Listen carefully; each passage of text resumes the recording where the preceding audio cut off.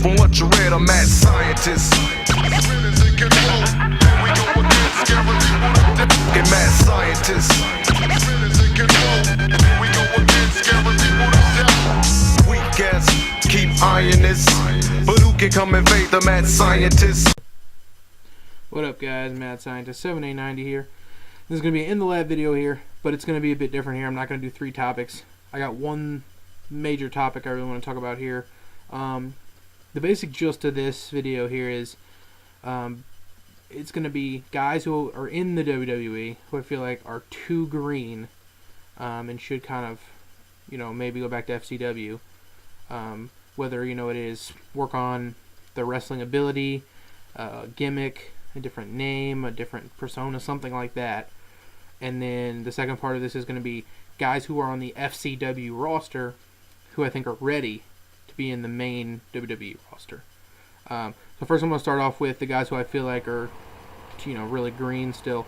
I'm going to go David Otunga, Wade Barrett. I know some people are going to be like, really? But yes, Wade Barrett, Ted DiBiase, Sin Cara, Johnny Curtis, the Usos, Hunico, Titus O'Neil, Mason Ryan, Ezekiel Jackson, Michael McGillicuddy, and Heath Slater. Now, Otunga, obvious, can't talk that great, and can't wrestle that great either. So, I mean, it ain't like, everyone on the YWC and IWC is picking on him because he's married to Jennifer Hudson. We're picking on him because he's just not any good. I mean, that's just that. He needs to go back, come up with a new gimmick. Someone needs to teach this man how to wrestle. Or something, I don't know. Next one's Wade Barrett. Wade Barrett can talk. Wade Barrett's got the look, but Wade Barrett's just green in the ring. I really personally feel like he's just not, Wade Barrett in a main event match against literally anybody. I just don't think he can carry a main event match and it just be good. Which really scares me because I think he might face The Undertaker soon. I hope it's not at WrestleMania, but it is what it is. But yeah, Barrett needs some. His gimmick's fine, his look's fine. He just, he can talk fine. He just needs to be a better worker. I don't care for him in the ring. A lot of people, some people like him, but I just don't think he's that great. Ted DiBiase, there's going to be a trend with some of these guys who are second generation, third generation type guys who come in, and are pretty much, just grasping on to being in the WWE just because of who their father or their mother or whatever the case may be. Ted DiBiase is one of those guys, just no personality really. I mean, it doesn't really shine through to me personally. And the trend that I'm going to be talking about is guys who are second and third generation guys who are trying to do something different than what their dad did, but to where I think they should just do the same thing. What made their dad good is what they should do. A lot of times they try to break away from the shell. Some guys can. Randy Orton was one of those guys, but Ted DiBiase I feel like is a guy who needs to stick to that money type gimmick and be a heel, but he needs to work on his promos and stuff. His in-ring ability, I think, is pretty decent. Sin Cara, Sin Cara has been wrestling for a long time, and I think what I mean green by him is he needs to develop or kind of mesh with the WWE style. It's not, not everybody works that Lucha Libre style in WWE. Nobody does. So when you're the only guy working it and you're trying to do everything on your own and you're botching a lot of moves, it just makes you look really bad. I think he needs to work in FCW for a good 6 months to a year before he should come back, honestly, or just let Hunico play him. That'd be my honest truth. Johnny Curtis, I like Johnny Curtis, but I honestly don't think he doesn't really have much of a gimmick. He's just a guy, just Johnny Curtis. He doesn't have any gimmick. He doesn't have anything. You just need to come up with some interesting gimmick for this guy. I don't know. The Usos. I like the Usos, actually. I think they're an entertaining tag team. I think the idea of them being Rikishi's sons, twin sons or whatever, I like that idea. I just think these guys need some help in the promo section.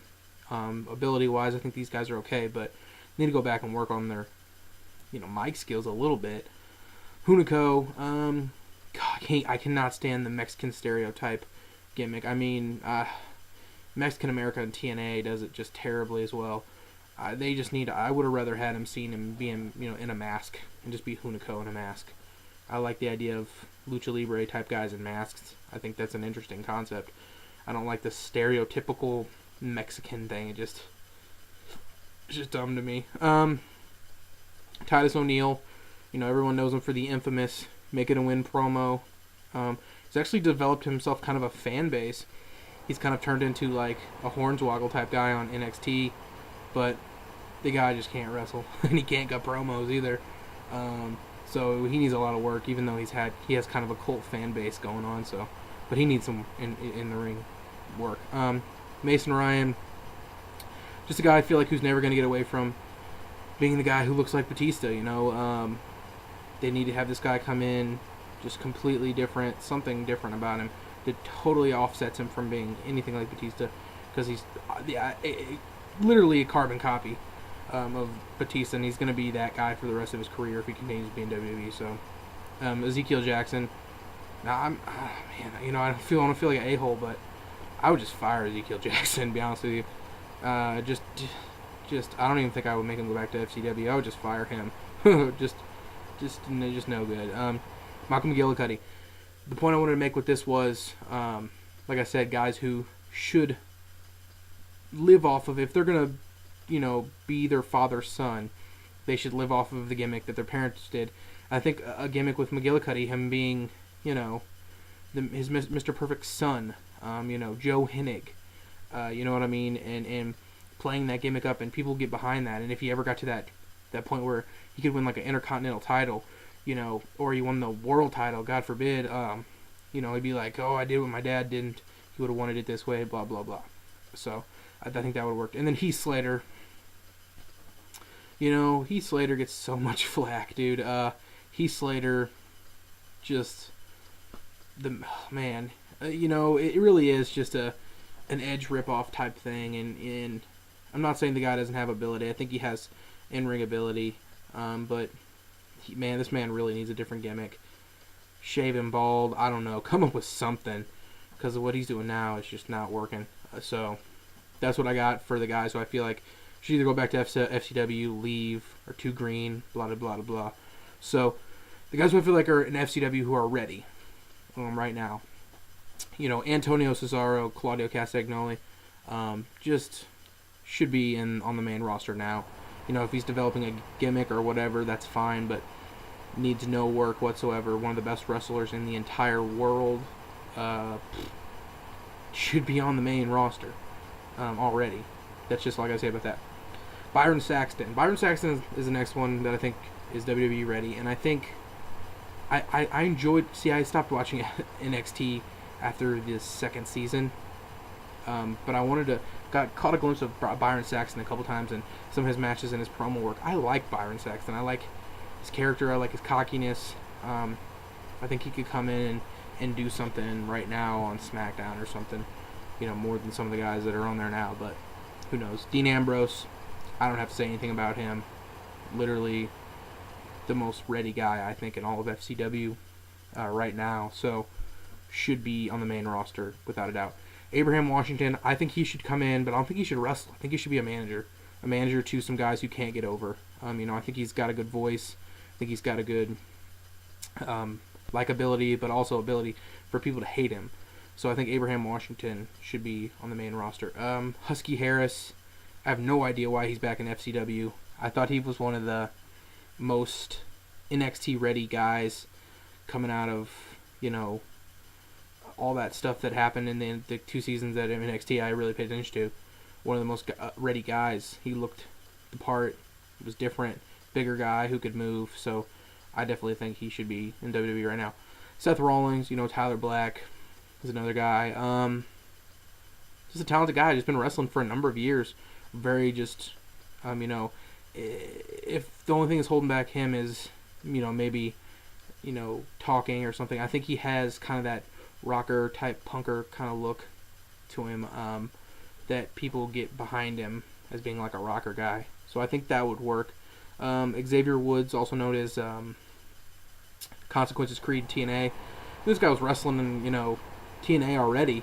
He came in and basically to the FCW roster and kind of just floated. And on the FCW roster, and doing this stuff here and there.